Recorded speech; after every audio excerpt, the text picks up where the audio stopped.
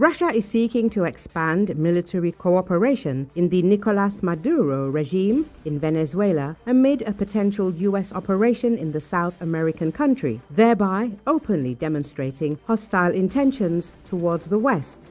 First Deputy Chairman of the State Duma Defense Committee, Alexei Zhuravlev, told Russian media that Moscow supplies Caracas with a wide range of weapons and is ready to transfer the latest Russian Oreshnik system. He claimed there are no restrictions on such supplies and that Russia is allegedly supporting a friendly country in its standoff with the United States. Zhuravlev emphasized that Venezuela receives virtually its entire range of weapons from Russia, from small arms to aircraft. Among the systems already transferred, he named Su-30 Mk2 fighter jets, which form the backbone of the country's air force, as well as S-300 VM, Ante-25000, Pantsir S-1 and Buk M2E anti-aircraft missile systems. All deliveries, according to the deputy, are classified, which, as he put it, could come as an unpleasant surprise to the Americans. The Oreshnik system is a new Russian strategic development which dictator Putin and his entourage are fond of using to intimidate the West. Moscow could use the transfer of such weapons to Venezuela as an instrument of additional pressure on the US and NATO. This decision demonstrates that Russia has no plans to de-escalate and is raising the stakes. In essence, the Kremlin is trying to repeat the Cold War scenario, creating hotbeds of tension on the US border by supplying weapons to regimes that openly oppose the West. As previously reported that Russia sent a military transport plane to Venezuela amid the escalating situation with the United States. Defense News reported that a Russian Il-76 military transport aircraft, previously used by Moscow to transport weapons and mercenaries for Russia, landed in Caracas. The aircraft is operated by Aviacon Zitotrans, a company under US sanctions. The arrival of the aircraft coincided with Venezuelan leader Nicolás Maduro's appeal to Russia for military assistance. Recall, United States is strengthening its military presence in the Caribbean Sea. A military group of 16,000 troops has been sent to the shores of Venezuela. It includes 8 surface warships, a nuclear submarine, and aircraft, a B-52 strategic bomber and F-35 fighter jets, writes The Washington Post. A carrier strike group led by the aircraft carrier USS Gerald R. Ford, accompanied by 5 ships, is also involved in the operation. The deployment of these forces to the Caribbean was announced on October the 24th. At the time, the White House explained the move as a need to strengthen counter-narcotics efforts in the region.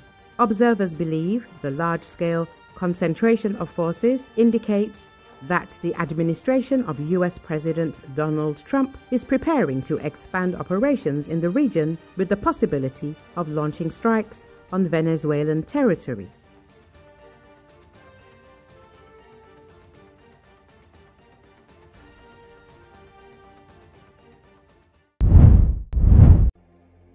Rescuers were digging through ice and snow on a mountain in Nepal on Tuesday to recover the bodies of 7 climbers who were killed by an avalanche a day earlier, officials said. According to Associated Press, the avalanche pounded the base camp at Mount Yalung-ri, located at 4,900 meters, on Monday morning. Snowstorms prevented rescuers from reaching the site on the day. Improving weather allowed a helicopter to reach the base camp Tuesday and rescuers were able to begin sifting through the snow and ice. Dalka District's police chief said 4 climbers who were injured in the avalanche were rescued by the helicopter and flown to the capital, Kathmandu, for treatment. 2 French nationals were getting treated at the Era Hospital in Kathmandu for their injuries. Isabelle Solange Théon, 54, said she lost her husband Christian Manfred in the avalanche but was lucky to have survived with another French climber, Didier Armand. "We were lucky because we were on the left," Théon said from her hospital bed. "And we leapt rocks and we swam along, and after we were in the snow and after someone came immediately to help." Also among those killed were 2 Nepali mountain guides, but the identity of the remaining 4 was still unclear. At least 3 bodies were pulled out of the snow by Tuesday afternoon, the police official said. It was not clear when they would be brought out of the mountains. Mount Yulangri is a 5,600-meter peak considered suitable for novice mountaineers. 111 pass hotel 87.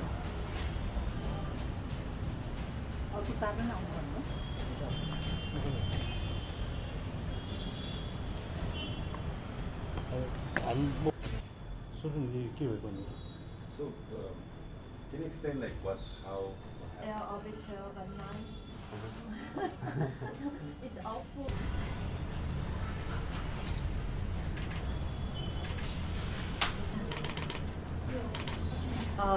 Yes, we must note that the team was fabulous, really.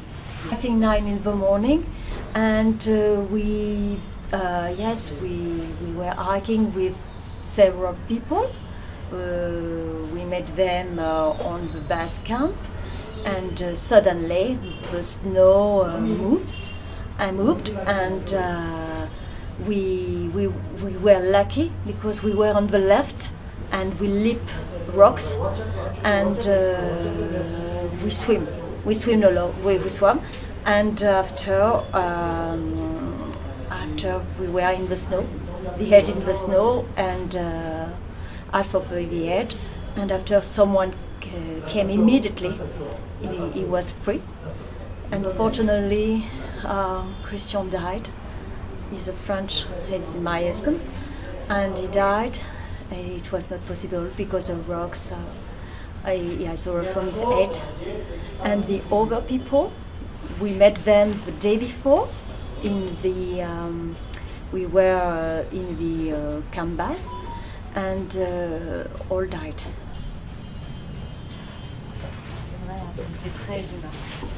I was rescued by the assistant guide, Sune, and also by Amin, Sherpa Amin, who helped and took my bag, and I was so I can breathe.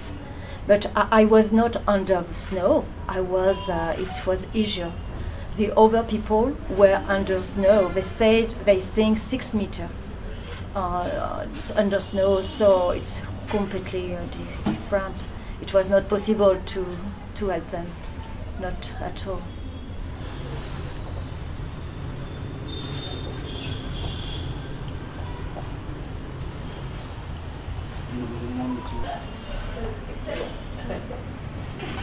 The passport can be